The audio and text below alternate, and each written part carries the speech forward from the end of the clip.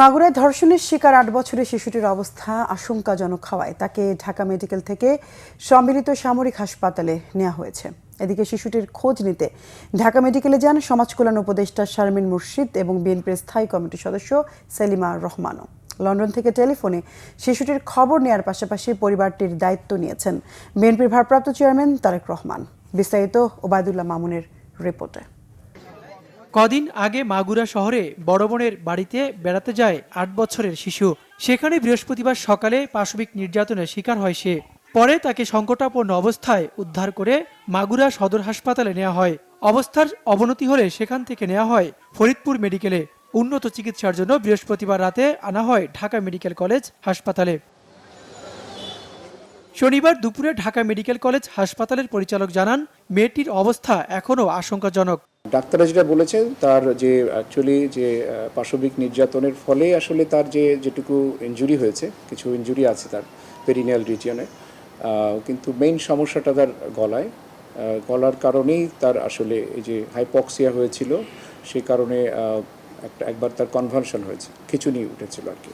নির্যাতনের শিকার মেয়েটির মায়ের সাথে লন্ডন থেকে ফোনে যোগাযোগ করেন বিএনপির ভারপ্রাপ্ত চেয়ারম্যান তারেক রহমান।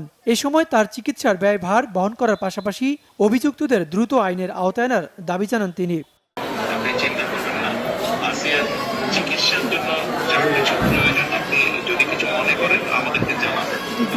শনিবার দুপুরে ঢাকা মেডিকেলে তার খবর নিতে আসেন সমাজ কল্যাণ উপদেষ্টা শারমিন মুর্শিদ। পরে গণমাধ্যমকে জানান, এই ঘটনায় কাউকে ছাড় দেওয়া হবে না। এটা হতে দেওয়া যাবে না। এই কেসটা is a clear cut case. এখানে এভিডেন্স আছে, ঘটনার প্রমাণ আছে, এবং এটাকে কিছুতেই আমরা হাতছাড়া হতে দেব না। এবং প্রথম কথা হচ্ছে যে আইনের আওতায় আনতে হবে, এবং তাদেরকে অ্যারেস্ট করা হয়েছে, কোনোভাবেই যেন তারা ছাড়া না পায়, সেটা আমিও নজরদারি রাখবো, আপনাদেরকেও বলবো নজরদারি রাখতে।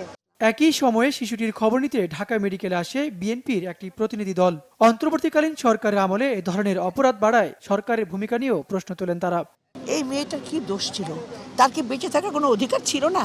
তাহলে সরকার কি করছে? আমাদের এখন প্রশ্ন যে আপনারা কি করছেন?